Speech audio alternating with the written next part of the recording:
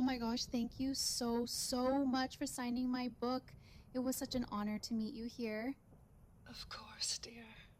Stay dry out there. Seems like quite the storm. Who cares about me? But I'll keep this book dry no matter what. Bye-bye. All right. Seems like you're the last.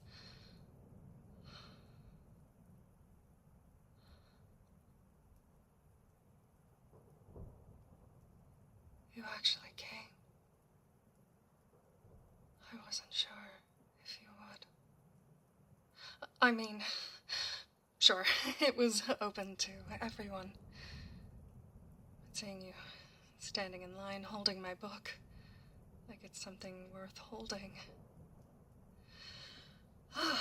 That's a different kind of overwhelming.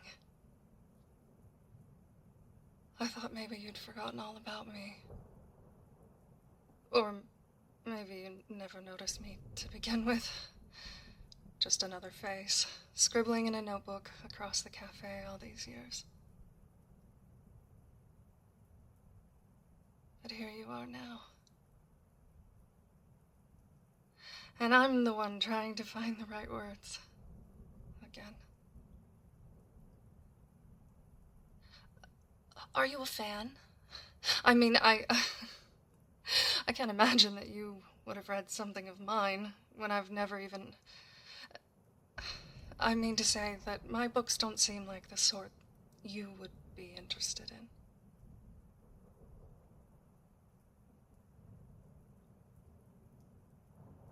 So you have read them? All 5? That's unexpected. Especially the first one. I can barely look at that one without cringing. My editor still jokes about the overuse of semicolons and superfluous language. Again, there I go.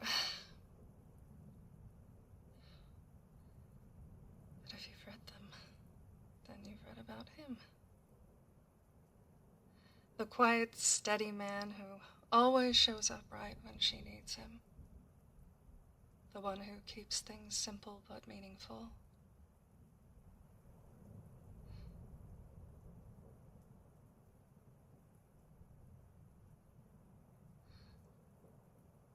Since we're the last ones here, and you're here as a fan, I guess, can I tell you something terribly embarrassing? That character, him,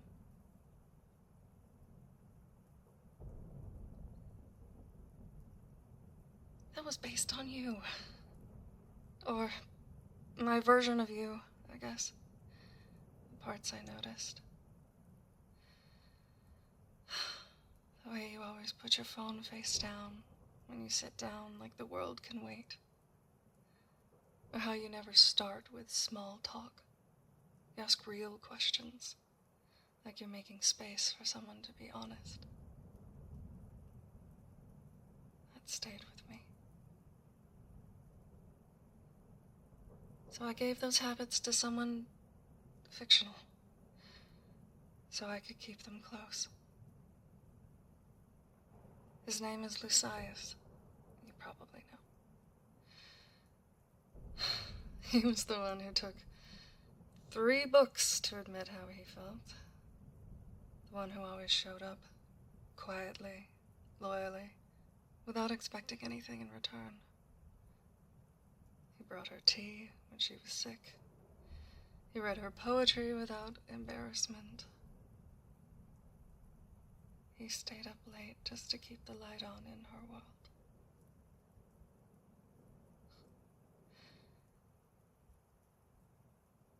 That was all you. I never thought you'd actually read it. That maybe you'd recognize some of your habits. I thought I could keep the truth folded up between the lines. However, you're not looking very surprised at this news.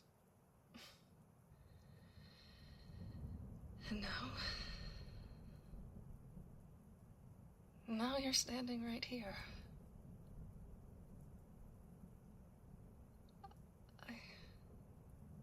I don't know how to explain that all those words weren't just fiction.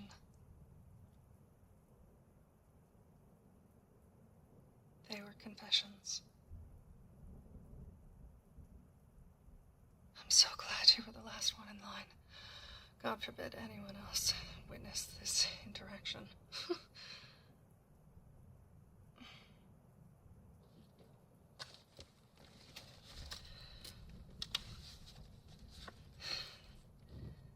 There's something I didn't put in the final version. A scene that I cut out. Not because it was bad, but because it was too honest. I'm feeling unusually brave right now, so let me read it to you.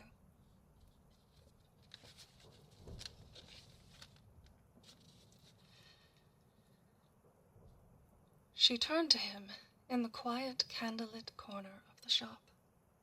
Her voice was barely a whisper.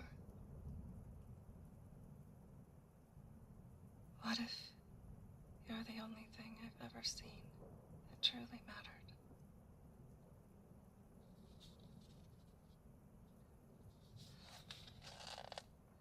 That line, I wrote it the night after I bumped into you in the rain. Remember that? You offered your umbrella. I declined. And I was soaked by the time I got home. But I smiled the whole way.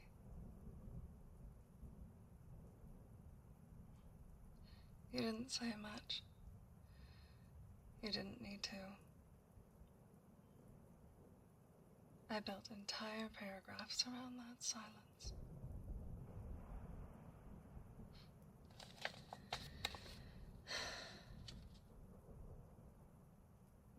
I'm sorry if my crush on you is uncomfortable or startling. You being here at my book signing just sort of felt like fate, you know?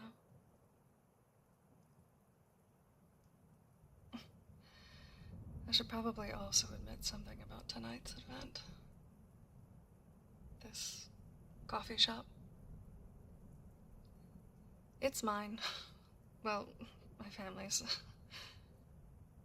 My parents bought it when I was 12. I helped paint that menu board above the register. And that old dented teapot, I burned my hand on it once. Right here. This place raised me. So when the publisher asked where I wanted to do my first signing, I didn't think about bookshops or convention centers. I thought about this corner. About the smell of cinnamon and vanilla that never quite leaves the floorboards. But I kept worrying that it'd seem arrogant. Hosting a signing in a space I basically grew up in. Felt like I was forcing people into my bubble. I don't know why I thought that. I guess it's easier to hide behind pages than stand in front of them. But here you are, standing in front of me, and you're not looking at me like I'm arrogant. You're looking at me like you think I'm special. As special as I think you are.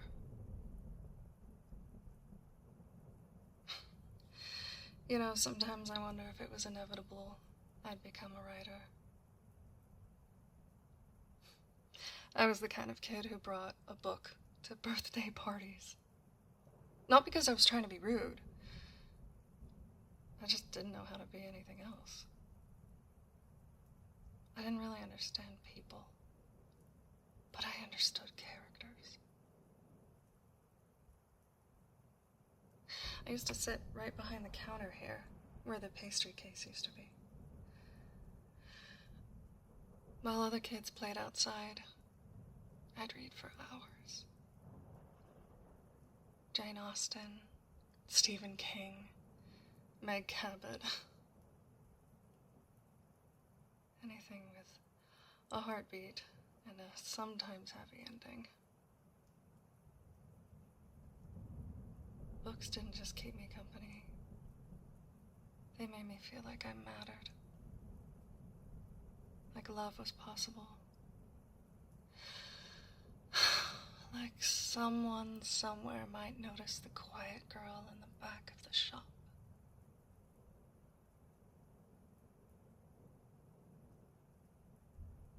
It was lonely. But it wasn't empty, because I had stories. And slowly they started turning into my stories. That's how I started writing romance. Not because I had any real-life experiences, but because I wanted to believe in that kind of connection.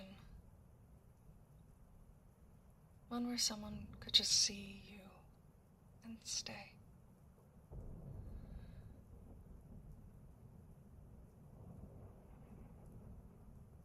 And then you started showing up. Quiet. Kind. Unreadable. You didn't just remind me of my characters. You made me want to write better ones. Ones who loved gently, who weren't afraid of stillness, who didn't need grand gestures to prove anything.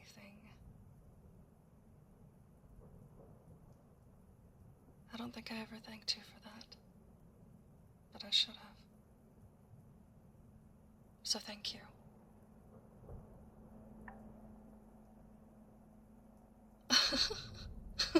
Oh, don't worry. That was just the old fridge in the back. It likes to make silly sounds. We are definitely the only ones here. I'd be so embarrassed if anyone else heard the things that I've been telling you. Although I guess, in a way, by writing them in my books, I've been telling the entire world. I asked my parents to close early. I gave them the night off, left a note on the register that said, "Go home, I've got the closing shift." So yes, we're alone now. Just you and me. And a dozen mismatched mugs waiting to be washed. No. I'm not going to demand any labor from you.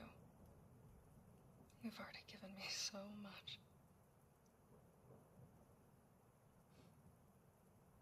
So, what happens next? This is the part of my books where someone leans in, or hands brush by accident. Where the reader screams, "Just kiss already." But this isn't a book. There's no outline, no deadline, just us. I don't need to write the next chapter. I just want to live it.